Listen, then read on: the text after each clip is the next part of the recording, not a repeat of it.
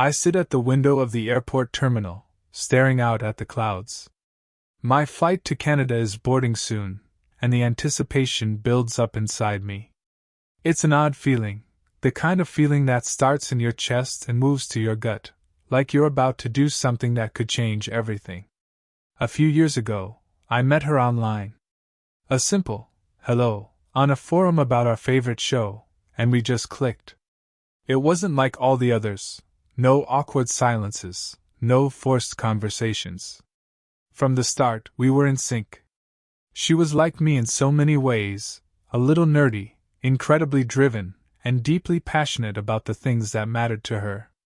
We'd talk about anything: work, life, our dreams, and our fears. It felt like I knew her better than anyone I'd ever met, even though we'd never actually met in real life. We'd spend hours chatting every day, no matter the time difference. I got to know her more than I ever expected. Her laugh, her voice, the little quirks she had, how she'd always say, "Sorry," when she was too excited, or how she'd get lost in thought and trail off mid-sentence. It was charming. And then, she told me something that changed everything. "I think I like you," she said one night, out of nowhere. My heart skipped a beat. She'd been vulnerable, something I hadn't expected. She opened up about her feelings for me, and it felt like a leap of faith. I was in shock, to be honest, but I'd been feeling the same way. I told her, "I like you too." We both agreed that we wanted to make something real out of it.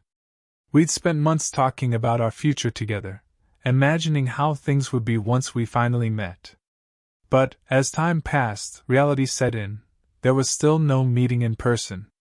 Every time I tried to plan something, there was always a reason: her anxiety, her health problems, life getting in the way. It was always something. But then, I decided I couldn't wait any longer. Christmas was coming, and I wanted to give her a surprise. So, I booked a flight from the USA to Canada. It wasn't just a random trip, it was a commitment, a step towards something real. I knew I needed to see her in person. I needed to know if what we had online could translate into something real, something physical. Could this work? Could we make this work? The moment I stepped off the plane in Canada, I felt it, that nervous excitement you feel when you're about to meet someone for the first time, even though you've already shared so much.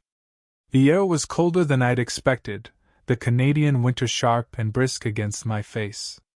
I checked my phone as I made my way to the Uber pickup area. She texted me that she'd meet me at the hotel. The drive to the hotel was slow, the city lights passing by in a blur. Every moment that passed felt like it carried more weight than the last. I was nervous, unsure of what to expect. We'd talked about this moment so many times, but the reality of it was something else entirely. When I got to the hotel, I was still waiting. She was only 5 minutes away, but it felt like forever. I checked the time. It was getting late, and I didn't want to be pushy, but a part of me wanted to jump in the car and rush to see her. It wasn't until 2 hours later that she finally texted me, saying she was on her way. She said she needed some time to calm down. I understood, but part of me couldn't help feeling disappointed. It wasn't how I'd imagined it. Meeting her was supposed to feel effortless, natural. But I didn't want to leave. I told myself I had to be patient. I needed to see her for who she really was, not just who I'd imagined her to be. When she finally walked through the hotel door, I was hit by a wave of emotions. She looked different than I'd pictured her in my mind, more fragile, more vulnerable than the confident person I'd talked to every day. Her anxiety was palpable. She was shaking, her eyes red from tears. But the moment we embraced, everything else seemed to fade away. It didn't matter that she was nervous or anxious. She was here. She was real. We went back to her place. Her brother was there, and I met him briefly before we settled in. I could feel her energy shifting, her anxiety tightening around her like a vice. She wanted to do something. She suggested driving me around the area to show me the sights. but she couldn't bring herself to do it. Instead, she asked me to Uber back to the hotel. I wanted to be understanding. I really did. But a part of me was disappointed. I'd come all the way here to spend time with her, and now, I felt like I was just a visitor in her world. Still, I said nothing. I took the Uber back, trying to keep my emotions in check. The silence in the car was suffocating. I was in Canada, about to meet the girl I'd spent so much time thinking about, but instead, I felt more disconnected than ever. The next morning, I woke up early. I was ready to spend the day with her, but it seemed like I had to wait. She was a night owl, so I knew I'd have to be patient. I checked my phone, waiting for a message. For hours passed. Nothing. I started to doubt everything. What was I even doing here? I tried to distract myself by walking to a nearby drugstore, picking up snacks for us, and grabbing some food for her. Maybe that would make things feel more comfortable. When I finally got back to her place, I was hopeful, but she wasn't hungry. I didn't know what to say. It felt like we were both strangers in a situation we were supposed to be familiar with. Later, we went to a party with her friends. I tried to engage, to fit in, but it felt like we were drifting further apart. She seemed so caught up in her world, with her friends, playing games or chatting with others. I barely saw her. When we left the party around 10 p.m., I had hoped we'd finally have the night to ourselves, but instead, I asked her brother if she could drive me back to the hotel. I sat in the car, silent, the miles between us growing. The next morning, I woke up to a message from her. She said we could have dinner with her mom, and I felt a wave of relief. It felt like she was finally ready to show me a little more of her world. But the truth was, I didn't know if I could keep doing this. It was so much harder than I'd imagined. Every time I tried to connect, she seemed to pull back. Every time I thought we'd make progress, we'd take 2 steps backward. I texted her back, trying to keep my tone neutral, not wanting to push her too hard. I told her that I didn't care about anything intimate. I just wanted to spend time with her, even if it meant taking it slow. She apologized again, saying that her anxiety was taking a toll on her. She wanted to be with me, but she was struggling to handle everything. I understood. But the more she pulled away, the harder it became to stay patient. I didn't know how much longer I could wait for her to open up. Despite my doubts, I decided to go through with it. I made my way to her place to meet her mom. When I arrived, the atmosphere was different. She was calm, less anxious than she'd been the previous days. Her brother was there too, but we weren't as confined by her anxiety. It felt like a real moment. It felt like a step in the right direction. Her mom greeted me warmly, and I could tell she was happy about us. She hugged me as we left, and it was the first time I felt like I was genuinely part of her world. We had dinner together, and even though I could tell there were still some lingering tensions, it was a good night. For the first time, it felt like we might have a chance at making this work. After dinner, we went back to her place. This time, it felt different. Her brother was still there, but there was more of an ease between us. We sat on the couch, close but not necessarily alone. It wasn't the private moment I'd hoped for, but it was real. We were in the same space, comfortable enough to share time, even if it wasn't exactly how I envisioned it.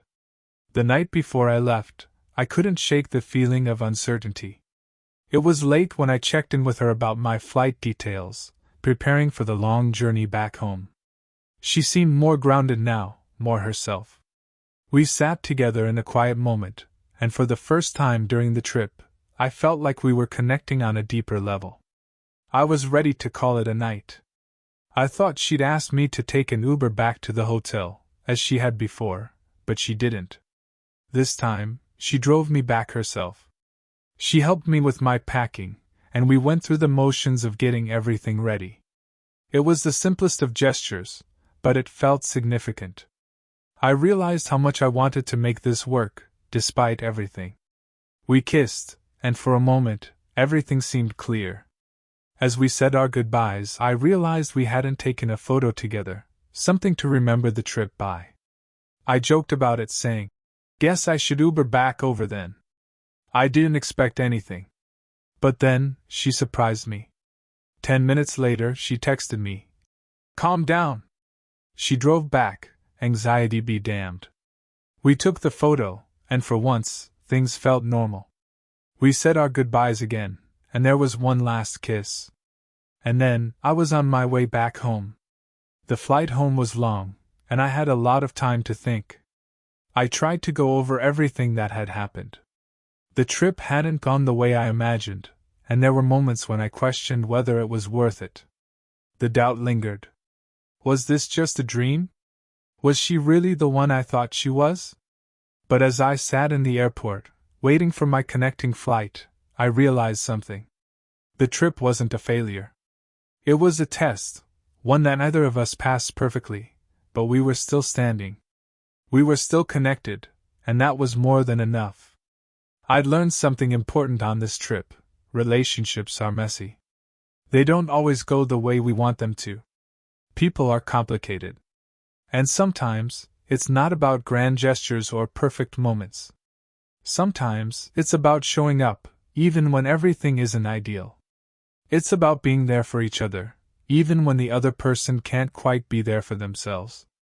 A few weeks later, we had a conversation. She told me how much she appreciated me coming all the way to meet her. She admitted that her anxiety had prevented her from fully connecting with me, and she apologized. I told her I understood. I wasn't mad at her. I was frustrated with the situation, sure, but not with her. I asked her what the next step was. What did she want from this? Was she willing to take a risk with me? Was she ready to visit me, to make the same kind of effort I made? She didn't answer immediately. But when she did, it was with a conviction I hadn't heard from her before. "Yes," she said. "I think I'm ready." I didn't know what the future held. I didn't know if this was going to work, but I was willing to try. This relationship was worth it.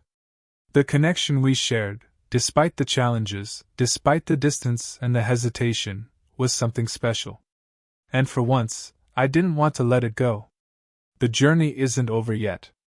We both have our struggles, her anxiety, my doubts, the distance between us, but we also have something stronger, a genuine connection built over months of shared dreams and vulnerabilities. I'm not sure how things will unfold. I'm not even sure if she'll be able to visit me, or if I'll be back in Canada anytime soon. But I do know this: I'm committed to seeing where this goes, no matter how long it takes. Because sometimes, love isn't just about perfect timing or the right circumstances. Sometimes, it's about being patient, understanding, and willing to put in the effort to make something real, even when it feels uncertain. And for the first time in a long time, I'm willing to take that chance.